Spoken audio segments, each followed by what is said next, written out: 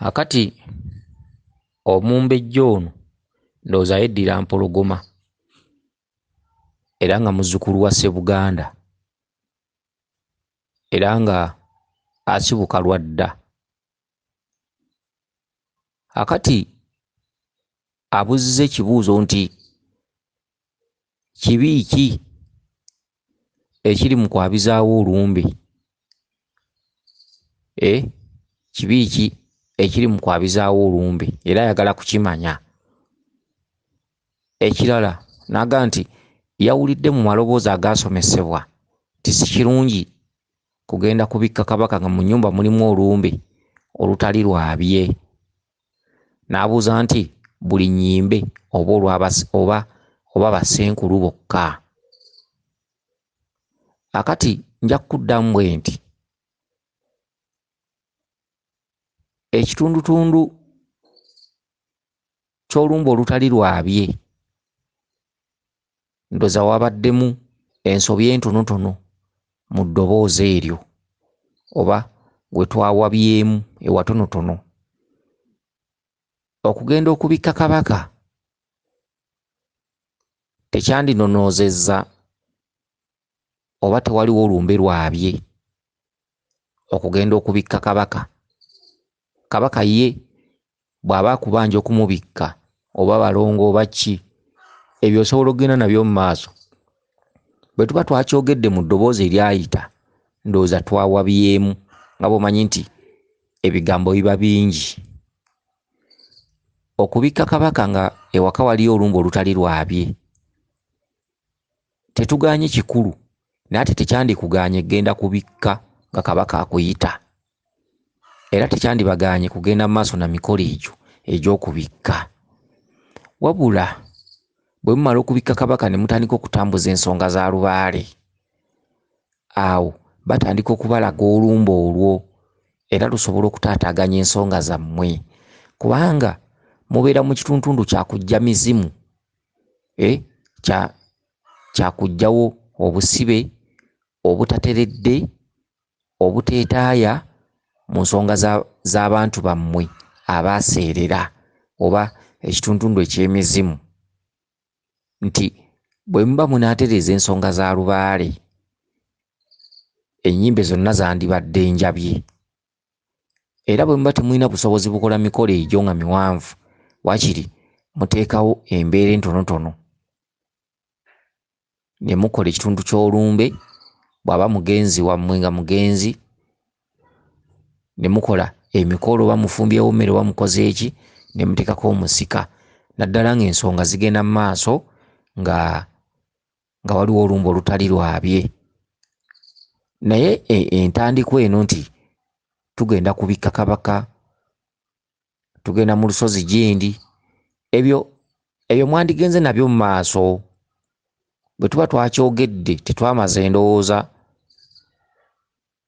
oba tetwamaze kwetegereza, si kumala kwetegereza ng'omuntu bw'anaawaba.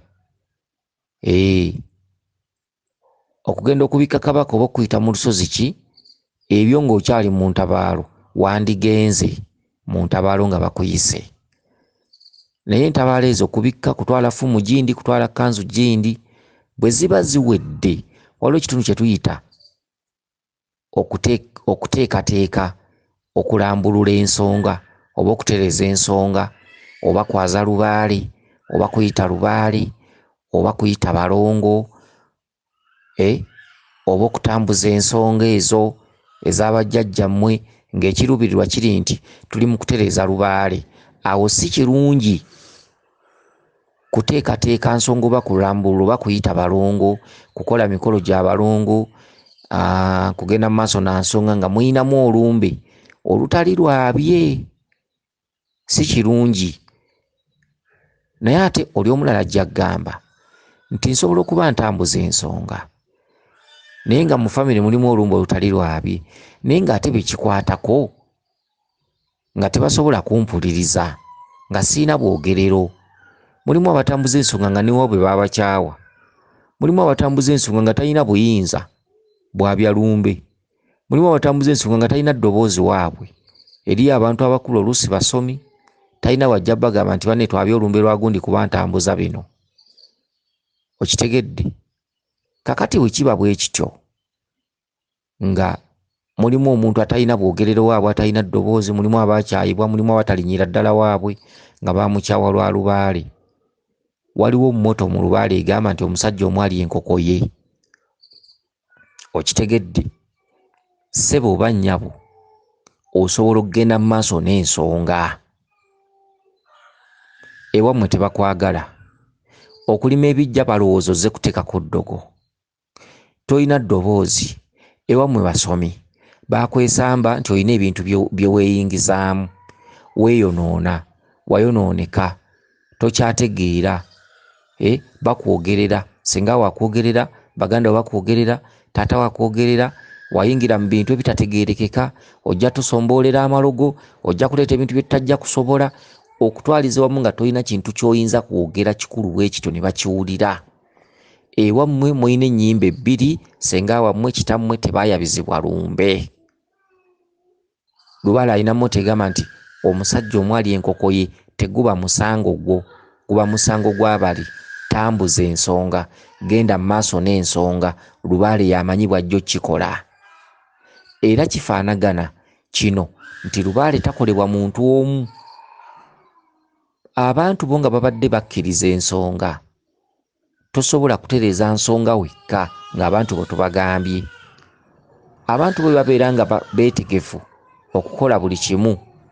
Gwe n'ogamba nti ogenda kufumba bijjulo bya Lubaale, obakisizza tobabuulidde, oluusi omutima gwo mubi, toyagala babuulirako. Okitegedde? Omwana omusirisi. Kakati Lubaale agamba genda obagambe, genda obabuulire, era tewali ky'oyinza kukola nga tobagambye. Kyokka waliwo okutambuza ensonga nga buli omu atunula eri, buli gw'ogamba yeebuzaabuza, ky'okola kye boonoona, biki tebategeerekeka, tebeekumyekumye wamu, abamu babigaana, abamu basomi, biki. Lubaale waleetera mmoto egamba nti omusajja omu ali enkoko ye. Lwoya lwa mu nnyindo gwe genda okole, bali kusanga. Kansubire ndi akantu ako mukategedde bulungi naye. Kati ne kino ekyolumbe bwe kiri. Bwe muba nga abantu bamwe mutegeeragana bulungi, mutambulira wamu ensonga, muwuliziganya, kati bajjajja bagambye bwe bati biki. Awo Lubaale tasobola kutereera nga waliwo olumbe olutali lwabye. Tasobola. Lubaale atereera waliwo kiremya akulemesezza. Okitegedde? Newe zibeerawo nnyimbe nga sinjabye, abantu bo temukwatagana, temuwuliziganya, buli gw'ogamba tunula eri basomi, biki, weeyonoona, wayonooneka, biki. Awo omuntu atambuza ensonga, kubanga omusango oba toyina musango, kubanga be wandigambye bonna bakwesamba. Bwe bakulabako bagamba oyo yayonooneka, ayinza n'otubba, ayinza n'otuloga. Awo Lubaale agenda mu maaso. Ne bwe muba muwuliziganya muganda wange, ensonga muzitambuliza wamu, awo olumbe mumala duteeseza. Lubaale tatereera nga waliwo olumbe olutali lwabye. Era ne wano Nabijjulo kusamira kwaza Lubaale, kutereeza mpewo, kukola ki, ng'abeewammwe tebabigaanangako. Gwe n'ogaana obbabuulira n'oyagala ozitambuze bw'omu, tezitereera. Ne bw'olikubira paapa essimu. Kyokka singa babeera bakwesamba, biki, genda kusindiikiriza, biki, basomi, beerokosa, totubuulira bintu ebyo. Awo obw'omu otambuza ensonga. Akatuntundu ako ndowooza okuba nti oteeka okuba okategedde bulungi. Okitegedde? Naye nga mu famire bwe mubamu olumbe olutali lwabye, wano wonna nga bakubanja entandikwa wano, bakuyise mu lusozi lw'amayanja ogenda omubikke, bakuyise obattanda genda obike kabaka, biki, nga mu nnyumba mulimu olumbe olutali lwabye, ebyo bitambuze, entandikwa ogitambuza. Naye wano mu kulambulula wano, ekutereeza oba kwaza Lubaale, kuyita mpewo. Okitegedde? Okutwaliza wamu ng'oli mu kutambuza awo, otandise ensonga ssemasonga, kabaka amubika, biki. Awo otandise ensonga ssemasonga, awo olumbe luli lutandika okweyolekera mu bubaka. Otandika okulootanga nga musaanisa omumbo gw'emmere mulinga abaabye olumbe otandika okulootanga ebintu bifaanaganako bwebityo bitandika okujjira ku mutwe nga bajjajjawo bakugamba ensonga tezigenda kutereera kujjako olumbe olwo nga luggiddwa bu nnyumba kubanga oli oyo omufu aba talina kusigalira mabega muba muyina okwabya olumbe ne mumuzza bujja ne mumuteerako omusika okitegedde akabonero k'amaziga ne kavaawo ne waddawo ate akabonero ak'essanyu ye musiko ono gwe mbeera mulazaawo ensonga ne zitambula bulungi era ne mu mbaga z'abaana abalungu nga muyita abaana genda okubakolera embaga era ennyimba ezo zandibadde zimala kwabizibwa okuggyako nga baabeesamba bakwesamba oli bw'omu muli babiri temuwuliziganya baabasendiikiriza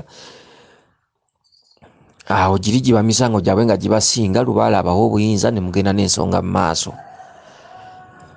Kakati ono yagambye ekibi kye kiri mu kwabizaawo olumbe. Ekibi ekiri mu kwabizaawo olumbe kikyamu nno lwakuba abantu bakikola naye kikyamu.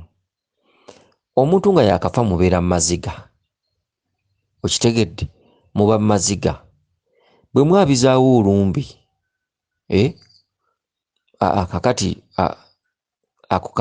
ako kankaddemu odi yeddako ko nkaleete nga keetengeredde kuba kakulu nnyo mu odi yeddako nkaleete nga keetengeredde kuba kakulu nnyo ne bino byenkunyonnyodde nabyo bibeere nabyo nga byetengeredde weewaawo yenze Omulangira Jjuuko mu Nnabuddu.